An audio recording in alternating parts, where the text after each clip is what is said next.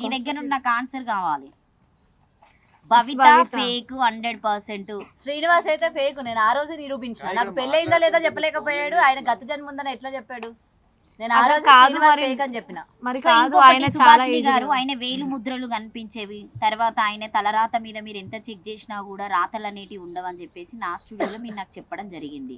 అది చూపించారా వీడియోలో? నేను మిస్ అయినా కొన్ని పరిస్థితుల వల్ల నేను మీ వీడియో తీయలేకపోయిన శ్రీనివాస్ గారిది కాబట్టి. కానీ 100% చేస్తా, ఖచ్చితంగా ఫేక్ అని నేనే నిరూపిస్తా. అది మీరు రెడీగానే ఉండాలి చేశారు కాబట్టి. సో చూపెట్టారు. అది ఇప్పుడు నేను క్లీన్ చేసుకొని చూపెట్టాలని అడిగాడు. ఇంకా అది కనిపించలే. సరే కాళ్ళ కింద మచ్చ చూపించాలంటే నాకేమో దైవ స్వభావ దేవుడు నాకు కనిపిస్తాననే ఉండాలంట. దేవుడు కనిపించిన మేము మాట్లాడేటి మీకు బాధ అనిపించవచ్చు, ఎందుకంటే మీ దగ్గర ఏది లేనప్పుడు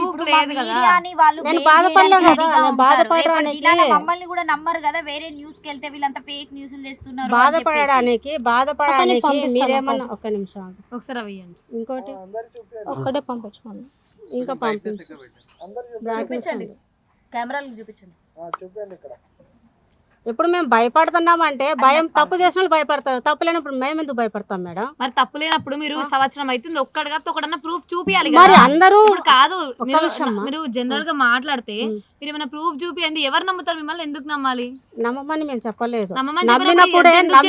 నమ్మినప్పుడే నమ్మడం అంటే మీ మీడియానే బయటికి వస్తుంది కదా.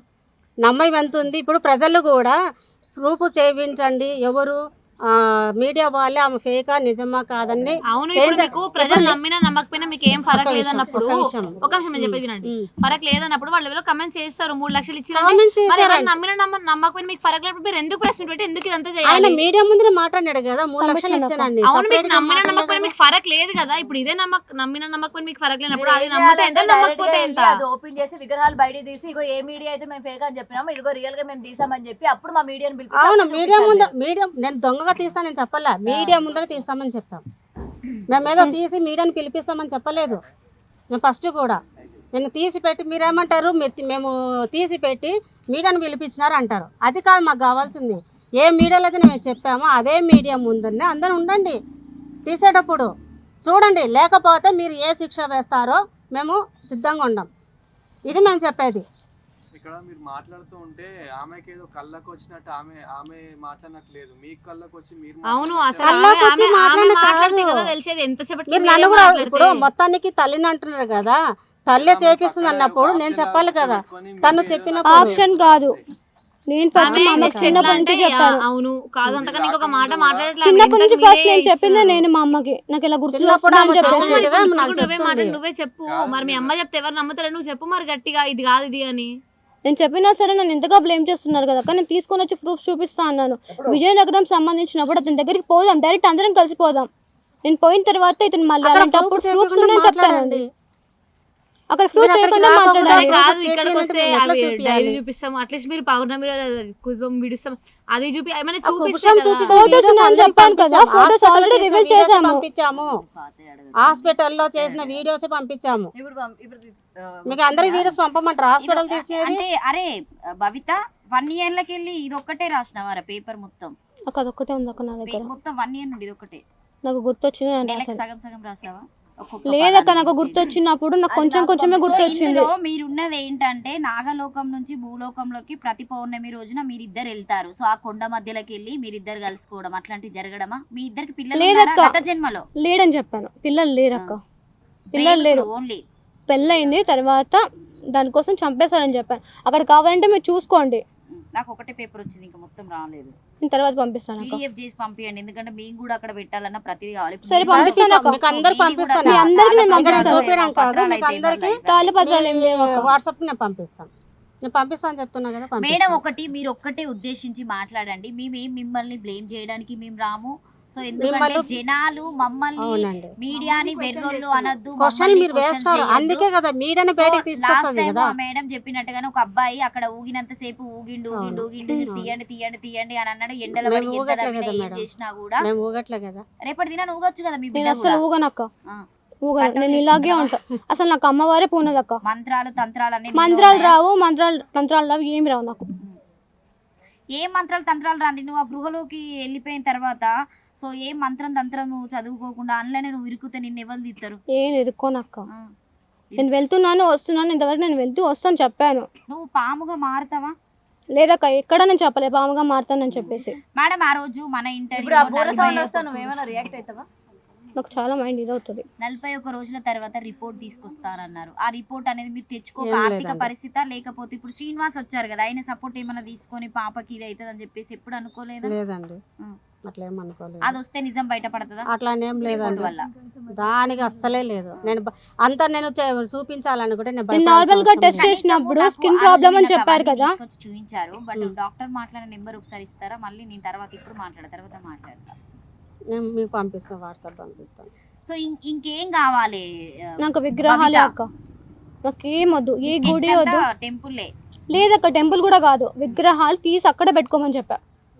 నేను తీసుకుంటాను కూడా నేను చెప్పలేదు, అక్కడే పెట్టుకొని పూజలు చేసుకోండి. నీకు గుడి వద్దు, నాకు డబ్బు వద్దు, నాకు ఏం వద్దు, జస్ట్ విగ్రహాలు తీసి అక్కడ పెడతాను.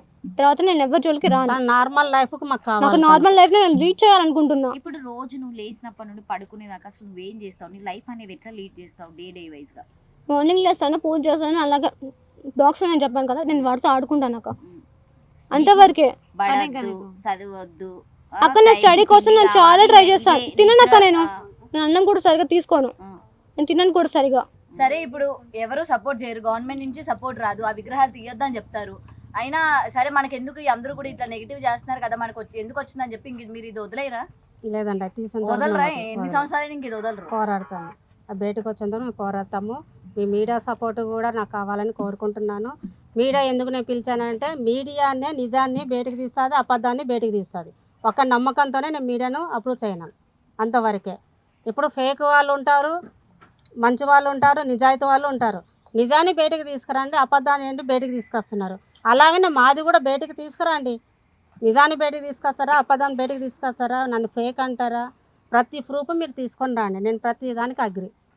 మేము ఎట్లానే తెస్తాము. ప్రూఫ్ అంటే అది కాదు, ప్రూఫ్ అంటే కాదు, మేము ఫేక్ అని ఆ ప్రజలకే చూపించండి అని చెప్తున్నాను. అదే ప్రజలకు ప్రూఫ్ అంటే అదే మేము చెప్పేది. అంటే మా వెనుక ప్రజలు ఉంటారు, ప్రజలే. మీ వెనుక ఇప్పుడు నేను ఇప్పుడు మీడియానే ఆయుధము, ప్రజలే బలం మాకు. ప్రజలు లేనిది, మీడియా లేనిది మాకు ఎట్లయితుంది? అవునా కదా? మీరే చెప్పండి. నాకు వచ్చింది బలం కోరకోడికి వచ్చిందే మీడియానే వచ్చిన. మీడియా నుంచి ప్రజలు వస్తారు. నమ్మకం నమ్ముతారా నమ్మరా, నిజం అనేది అబద్ధం అనేది రేపు తెలిసిన అబద్దే మాకు తెలుస్తుంది అందరికీ. అది చూపించేది ఎవరు? మీడియానే కదా ప్రజలకు కూడా. నిజం ఎంత ఉంది, అబద్ధం ఎంత ఉంది, వీళ్ళు ఎంతవరకు రీచ్ అవుతున్నారు, దేనికి పోరాడుతున్నారు. నేను ప్రతి దాంతో కూడా నేను సబ్జెక్ట్ చూసుకోండి, మేము దేనికి పోరాడుతున్నాము అది చూసుకోండి. నేను డబ్బుల కోసం నేను ఆశపడి రాలేదండి. నేను ప్రతి మీడియాకు ఒక ఆడపిల్లని వేసుకొని నేను సపోర్ట్తో నేను వస్తున్నా. నేను దేనికి మోడల్ డ్రాప్ అయిపోయాను. అవ్వాలని నా కోరిక, నా రీచ్ అవ్వాలని ప్రతి ఆడపిల్లకు ఒక డ్రీమ్ ఉంటుంది. ఆ డ్రీములు ఉన్నప్పుడు మీరు అడిగిన నువ్వేం కావాలనుకున్నప్పుడు నా ఫ్యూచర్ ఇలా అనుకున్నాను, నేను మోడలింగ్ కావాలనుకున్నాను. నాకు ఈ ప్రాబ్లం వల్ల నేను అవ్వలేకపోయాను.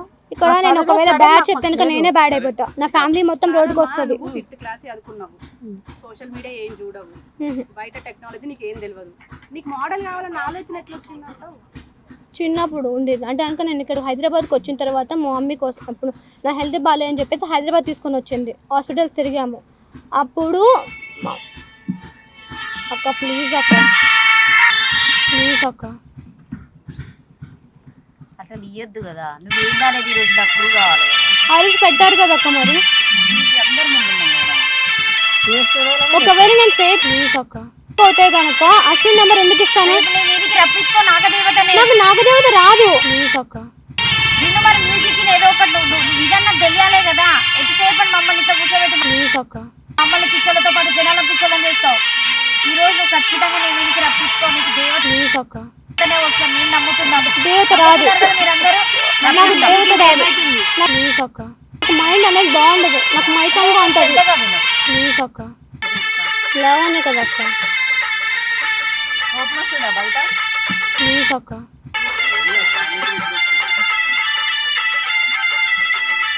ప్లీజ్ అక్క, బయట నీకు ఏ పాటలు అంటే బాగా ఇష్టం? వినను అక్క, ప్లీజ్ అక్క. హీరోయిన్ అంటే ఇష్టం? హీరో ఎవరు లేరక్క, పాము కూడా ఏం లేదు.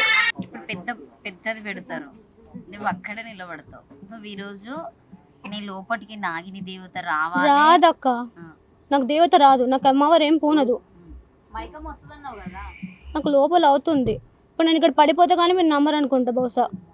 అరే ఏదో అంతగా నేను కంట్రోల్ చేసుకోవాలి కదా అక్క, నేను కంట్రోల్ చేసుకుంటున్నాను. పడిపోతే మీకు తెలుస్తుంది కదా, అంతే పడిపోతే మీకు తెలిసిపోతుంది కదా. పడిపోతే తెలుస్తుందా అని నువ్వు నన్ను కోప్పడితే ఎట్లా భవిత? అసలే నువ్వు నాగదేవతవు. నేను ఎవరిని ఏమనట్లే కదా అక్క, నేను అది చేస్తాను ఇది చేస్తాను నేను చెప్పలేదు కదా. అనేది కాదు భవిత. నాకు అలాంటి ఆలోచన లేదు, నాకు జస్ట్ విగ్రహాల కోసం మాత్రం ఇంకేం లేదు. మాకు దేవత వస్తుంది పూంతానని మేము చెప్పలేదండి.